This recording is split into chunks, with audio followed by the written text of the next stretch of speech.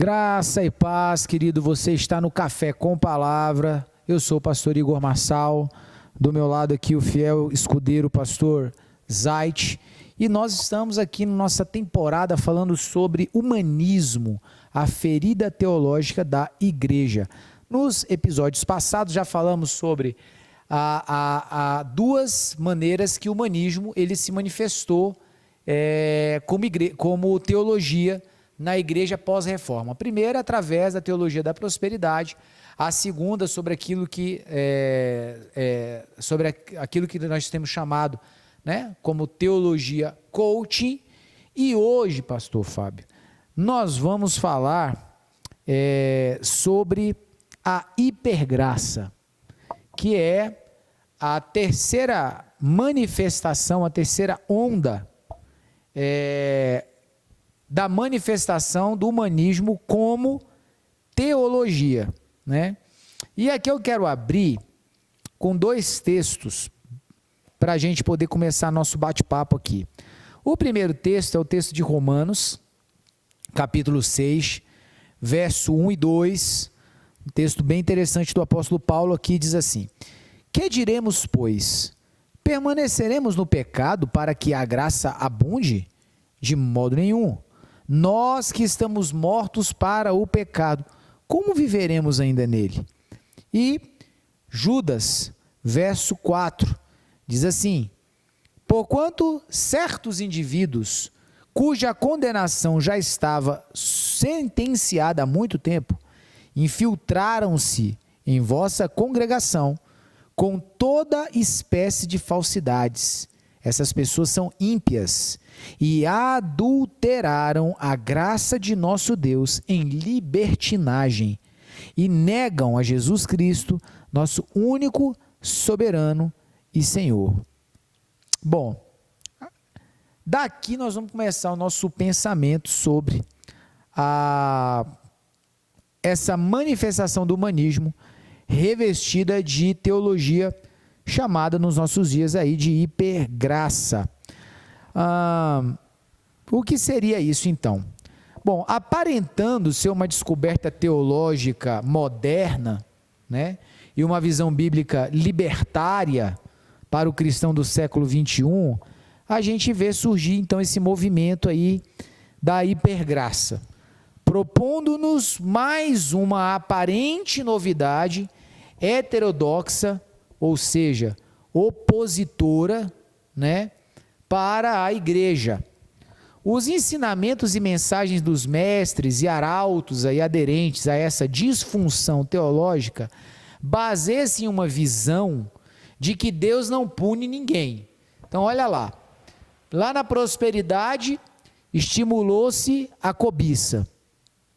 Lá na teologia do coach, a questão do eu me sinto bem, a perspectiva do bem-estar acima da transformação do caráter, ou melhor, de forma mais relevante, né? E agora a gente vem a hipergraça trazendo a ideia de um Deus que não pune. Então, isso aí fica bem legal, né? Então, já que eu estou completamente alienado a uma visão de cobiça, né, de triunfo, já que eu estou muito mais nessa onda de eu me sinto bem, e se eu estou me sentindo bem já está bom, né? Se não importa se o meu caráter está tratado ou não, pronto, agora tudo que a gente precisava é ver um Deus que não pune, não é? Que aí eu posso viver os meus pecados, viver a minha cobiça, e eu me sinto muito bem, tranquilão, e eu já sei que não tenho qualquer tipo de punição da parte de Deus. Bom, é importante esclarecer aqui e que a hipergraça não tem nada de novo, tá?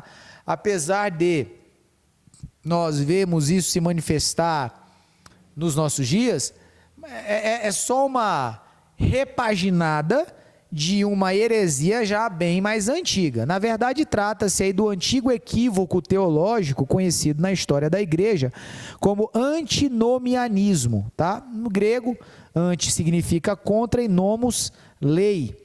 Teologicamente, o antinomianismo é a crença de que não há leis morais, tá? Não há leis morais que Deus espera que os cristãos obedeçam. Então, a base da doutrina deles é essa. O antinomianismo leva o ensinamento bíblico a uma conclusão antibíblica. Então, é um ensino bíblico, que é a graça, a uma conclusão antibíblica. Não existe nenhuma lei para se obedecer. O ensinamento bíblico é de que os cristãos não são obrigados a observarem a lei do Antigo Testamento. Ok, perfeito, né? Como meio de salvação. Tranquilo. Quando Jesus Cristo morreu na cruz, ele cumpriu a lei do Antigo Testamento. A gente tem inúmeros textos que nos respaldam quanto a esse entendimento. Romanos 10:4, Gálatas 3:23, Efésios 2:1, 2:15, enfim. A conclusão antibíblica, que esse ensinamento bíblico, dentro da visão dos antinomianismos, qual é? É de que não há nenhuma lei moral que Deus espera agora que nós obedeçamos. Então, é aquilo que o pastor Fábio estava falando nos episódios anteriores, né?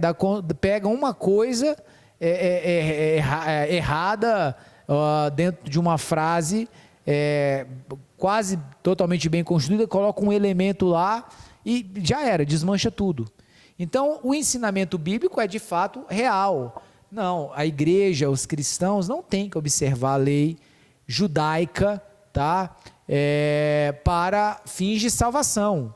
Só que isso não quer dizer que não existam leis morais que estão pós-período lei, dentro do período graça, a serem observadas. Isso aqui é um ensinamento mais sem noção, né? Nada mais é do que um movimento de libertinagem como proposta disfarçada de liberdade cristã. E aí, pastor Fábio, é mais ou menos isso ou não? É um pensamento, sabe, que ele vai sintetizar de forma bem envolvente, sabe, um credo. Ele forma até um credo. Sim. De realização pessoal e junta isso com uma espiritualidade de nova era. A verdade é essa. É ensinamento de nova era. Porque a nova era, ele traz esse elemento de distorção da palavra de Deus, né? Pega partes e introduzem ensinamentos errados, heresia, né? Então, e quer trazer realmente essa questão de você vai ter uma realização pessoal plena, né? Você vai se sentir emocionalmente saudável, né? Você vai viver a melhor versão da sua vida. Então, é algo que, para que isso se realize, você não pode viver o evangelho na sua totalidade. Você só pode viver porções dele e fora de contexto. Sim.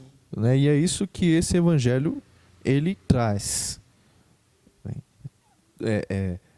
Partes da palavra de Deus totalmente descontextualizado, para que possa sustentar as afirmações desse evangelho da hipergraça. Sem querer entrar por uma vibe de zombaria, mas como se trata de algo que não pode ser levado a sério, então eu me dou aqui o direito de entrar por um aspecto aqui. Seria uma ideia de uma linha teológica meio hippie, né?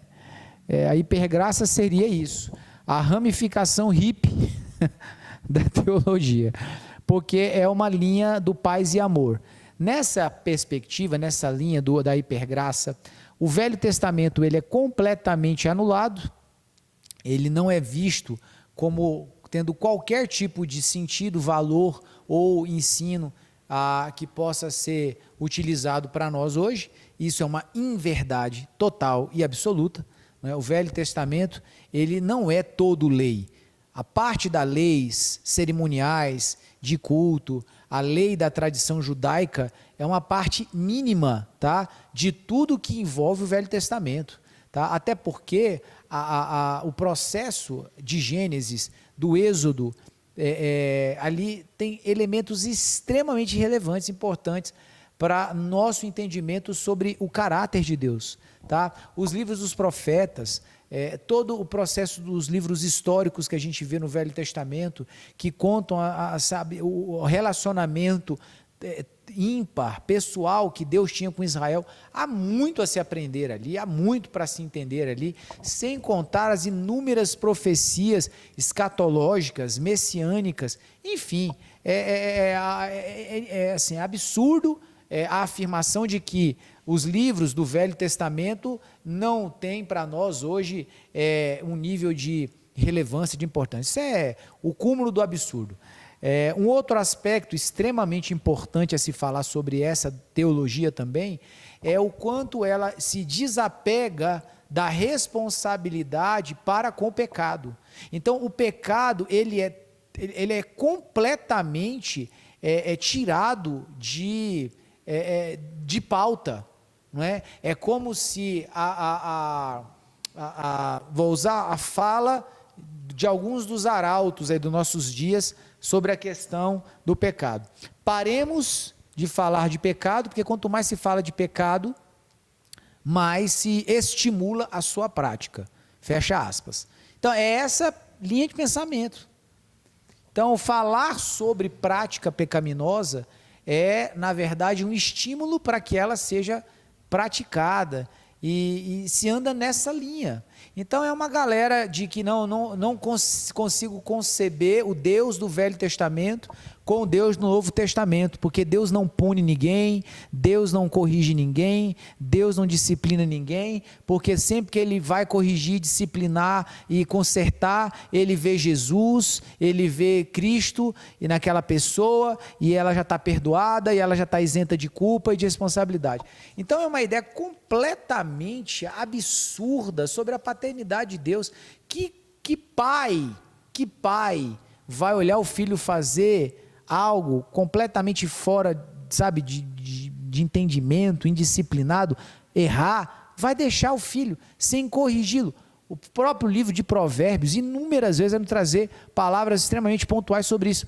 O pai que não corrige o filho não o ama, está escrito lá, né? E há de saber que o livro de Provérbios, escrito por Salomão, é um livro onde ele não está falando da sabedoria humana, mas ele está usando a sabedoria que ele recebeu da parte de Deus. Ali é o próprio conhecimento e sabedoria de Deus. Então, é absurdo. Em outro aspecto, sobre a questão do perdão, é dito assim, pelos divulgadores aí dessa heresia chamada hipergraça: olha, você não precisa pedir perdão a Deus por nada de errado que você faz, porque Ele já perdoou todos os seus pecados, então assim, não há necessidade de que você vá lá pedir perdão, porque Ele já te perdoou. Então assim, pegar os ensinos bíblicos e rasgar no meio, né? Querido, é de suma importância que você manifeste o seu arrependimento a Deus. A oração que você faz pedindo perdão pelo seu erro é a demonstração fatídica do arrependimento que repousa no seu coração. Entende? Isso é fato, é fato. Ele vai te perdoar? Vai te perdoar, não é? Agora, para que você entre nesse lugar de perdão, você tem que entrar pela porta do arrependimento. Se você não entrar pela porta do arrependimento, o perdão que já foi liberado não te alcança. Um exemplo do que eu estou falando aqui é a salvação. A Bíblia diz que Deus amou o mundo de tal maneira que deu o seu Filho. O fato de Deus amar o mundo dessa forma é suficiente para fazer com que todas as pessoas sejam salvas? Não. Por que não? Porque para que as pessoas sejam alcançadas, sejam contempladas por esse amor que Deus já liberou, elas têm que entrar por uma porta chamada fé. Aquele que crê, ele não vai perecer, mas vai ter a vida eterna. Então ele já amou, ele já liberou o amor dele por todo mundo, mas para mim ser contemplado por esse amor, eu tenho que entrar pela porta da fé. Ele já perdoou os meus pecados, ele disse que vai me perdoar. Se o meu pecado não foi contra o Espírito Santo, ele vai perdoar o meu pecado, mas eu tenho que, para ser contemplado pelo perdão, entrar pela porta do arrependimento. É Bíblia. Não é isso, pastor? Ou estou ficando doido? Exatamente. Fiquei doido ainda não? Isso é o que está na palavra, não pode ser tirado, né? Nada da palavra pode ser tirado nem acrescentado. E esse pessoal da teologia da hipergraça faz uma brincadeira muito grande com a graça, e eu acho que eles consideram só o evangelho da graça, desconsideram o evangelho do reino e o evangelho eterno, né? E ainda faz uma brincadeira com o evangelho da graça, porque Tiago capítulo 2, 19 diz: crês tu que há um só Deus? Fazes bem, porque os demônios creem e estremecem, mas eles não obedecem. Exato. Eles não mudam as suas atitudes, o seu comportamento, né? E Tiago, no capítulo 4, versículo 5 em diante, ele diz: sujeitai-vos, pois, a Deus, resisti ao diabo e ele fugirá de vós. Chegai-vos a Deus e ele chegará a vós. Limpai as mãos, pecadores, e vós de duplo ânimo, purificai o coração. Senti vossa miséria, lamentai e chorai. Converta-se o vosso riso em pranto e a vossa alegria em tristeza. Humilhai-vos perante o Senhor e ele vos exaltará. Ele está dizendo aqui que tem que se arrepender, que tem que se converter dos pecados, limpar as mãos, o duplo ânimo, purificar o coração. Tudo isso é mudança de vida, é abandono de pecado. Não tem como dizer que, né, é uma teologia da gentileza de Deus, que agora estendeu a sua mão e nós podemos pecar à vontade porque não vai ter consequência nenhuma. Isso é fora da lógica humana até, né? É interessante que eu estava tentando lembrar de um texto aqui, encontrei ele aqui, ó, sobre a questão do perdão e do arrependimento. Olha o que diz Atos, capítulo 3, verso 19. Olha: arrependei-vos, convertei-vos, para que sejam apagados os vossos pecados e venham assim os tempos de refrigério pela presença do Senhor. Eu acho que mais claro que isso é se desenhar, né? Então não tem como. Como que não precisa arrepender? Como não precisa pedir perdão? Está escrito aqui: arrependei-vos, convertei-vos para quê? Então aqui há uma frase construída dentro de um entendimento de que há uma condição aqui sendo estabelecida. Se você não arrepender, se você não converter, os pecados não vão ser apagados. Ou seja, não vai ter perdão. Então, assim, a graça, querido, não é uma licença para viver uma vida libertina. A graça, ela não é um lugar onde é anulado a graça de Deus não anula a minha responsabilidade. Tá? Entenda que nós não estamos falando aqui sobre a questão de meritocracia. A salvação, ela não é fruto de mérito. Não é porque eu me tornei algo melhor, tá, que eu vou ser contemplado. Tá? A graça é a ação da fé, pelaquilo que Jesus fez na cruz. É fato, a salvação, ela é pela fé, pelo que Cristo realizou na cruz, tá ok? Isso é fatídico, nós não estamos falando sobre isso. O ponto aqui é o seguinte: a salvação, ela não é um ponto de chegada, a salvação é o ponto de partida, é o primeiro dia. Por isso que eu nasci de novo, você nasceu novamente. A graça, ela me habilita a viver uma vida ciente que o favor de Deus por meio de Jesus está sobre a minha vida, tá? É o meu salvo-conduto, para que quando eu errar, eu tenha um advogado, eu tenho alguém que me justifica. Não é para mim chutar o pau da barraca, viver de forma devassa, viver sem qualquer tipo de pensamento e responsabilidade, fazendo o que eu quiser, do jeito que eu quiser, que é só colocar na conta de Jesus. Não é disso que se trata a graça. A graça, queridos, é porque nós somos incapazes de viver uma vida santa, sozinhos, é impossível, porque nós estamos presos nessa carne aqui. Então a graça é aquela certeza de que eu não vou, eu não estou nessa sozinho. A graça é Jesus falando para mim assim: ó, eu vou com você, tá? Quando você falhar, eu vou te justificar diante do Pai, mas é seu dever, é sua responsabilidade. Querido, pega todo o Novo Testamento, todas as cartas, tá, de Paulo e dos demais apóstolos, 80% das cartas São os apóstolos falando sobre mudança de comportamento. Ó, se você roubava, para de roubar, miserável. Se você vivia como pecador, não peca mais. Não haja como ímpio. Não faça como vocês faziam anteriormente. Não volte a pegar os seus membros e torná-los a usar como instrumento de pecado. 80% é corrigindo o comportamento. E garantidos que a graça vai nos dar essa posição de poder se arrepender e saber que a gente vai ser perdoado. E saber que a gente não vai, sofrer o dano daquele mal que a gente cometeu. Porque agora Jesus pagou o preço. Mas é meu dever, minha responsabilidade, todos os dias, como Jesus falou, se você quiser vir após mim, negue-se a si mesmo, tome a sua cruz todo dia e me siga. É mais ou menos por aí, né, pastor? Exatamente. E todo esse ensino de Jesus é para construir algo para que a gente possa estar com Ele na eternidade. Uma vida além dessa. Essa teologia da hipergraça, ela enraiza o homem aqui, centraliza nos benefícios que ele pode viver aqui nessa vida, né? Então, não há punição, porque ele quer aproveitar tudo nessa vida. O foco é essa vida. Não há um foco na eternidade. Né? E até trazem muitas heresias aí de que já estamos vivendo o milênio, ou então dizem que não vai haver um arrebatamento secreto, né? Só considero que Jesus vai vir depois dos 3 anos e meio da tribulação.